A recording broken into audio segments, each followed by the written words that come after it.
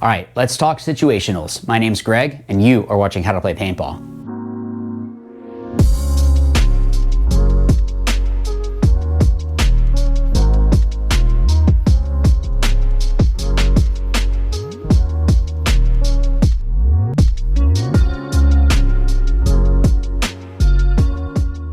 So this is something that drills are super important. It's not any sort of surprise or anything like that, that drills are gonna help you to become a better player.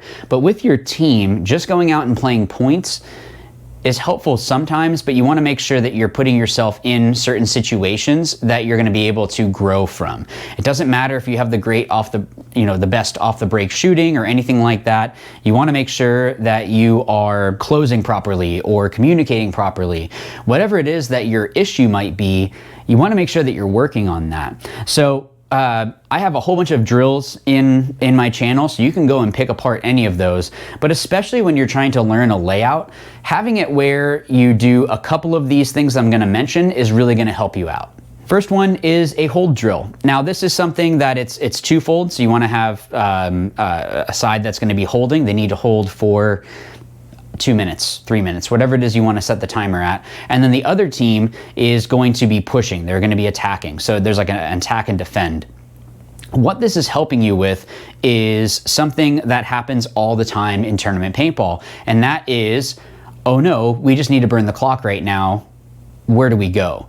And having certain spots on the field that you already know that you can get to and lock up is fantastic. And that's going to help you out as a team. But also, when you have another player that is trying to really push the issue, let's say that you're down points, and this happens, right? There's times that you are down points and you need to score a point in 30 seconds or a minute.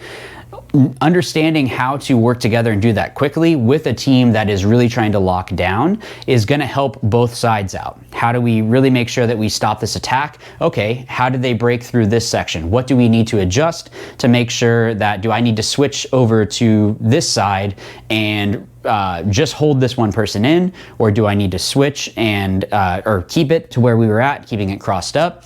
All of those things are helping out the team, so that way when you go to the event, you already know where to go to hold.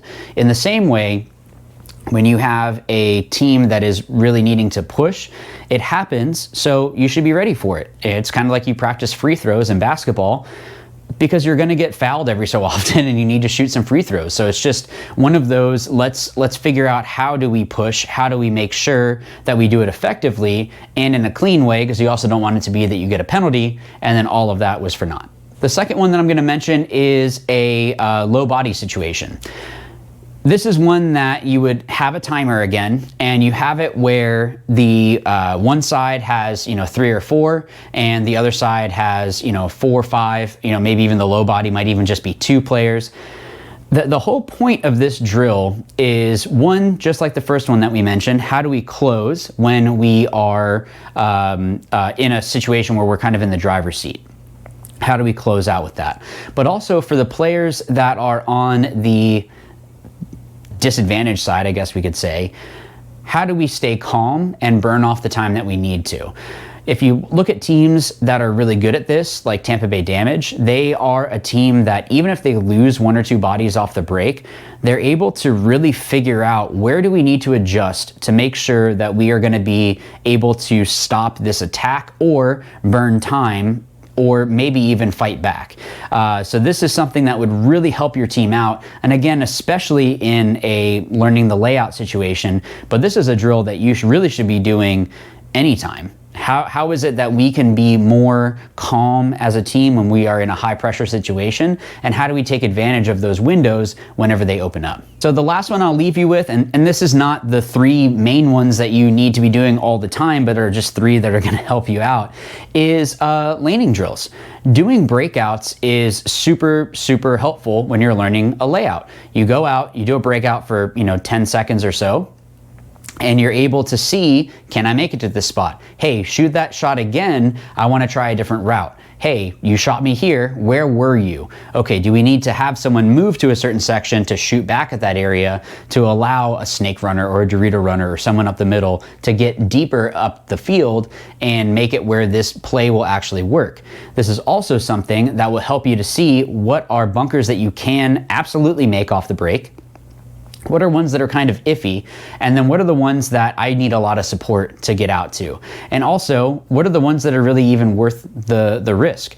If there's a bunker that you only have maybe a 10% of the time you're actually making it, don't put that into a play. Why would you have it where 90% of the time you're getting shot?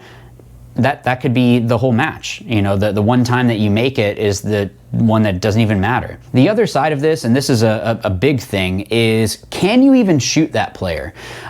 There was a recent layout that I was practicing with one of my teammates, and we were trying to see, can I make a certain route? Well, what if I went running and gunning back at a certain player?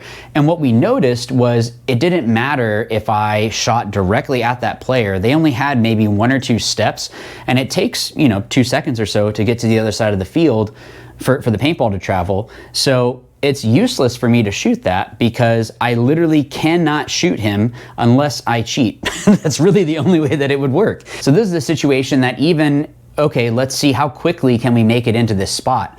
Well, again, if we get the timing and see it's taking about 2 seconds for me to get the shot from one side of the field to the other. Well, if they can get there in less than 2 seconds, we don't need to shoot that. What do we need to focus on to make sure that we have a higher percentage?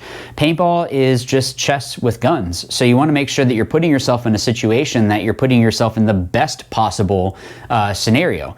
If you're shooting at something that you literally cannot shoot, like it's a 0% chance, unless the person, breaks their leg on the way over there and falls over, why are you wasting paint? You're wasting a lane that could be better suited somewhere else, and maybe, hey, this field, this guy's gonna get here, so how do we stop them after? Or how do we make it where they are useless in that position? So understanding that is huge, and these kind of situational drills can be super, super helpful for your team. All right, guys, so that's the video. Thank you so much for watching. Please make sure to like and subscribe. There also is gonna be some cool stuff that are still in the works right now. So please just get onto the email list, and that's gonna be starting up, I hope, very soon. Some really cool stuff for betterment for any player. That's just what I'm gonna leave it at, because you should just join the list and just click on that and, see all the other goodies you have down there for the description that I have. So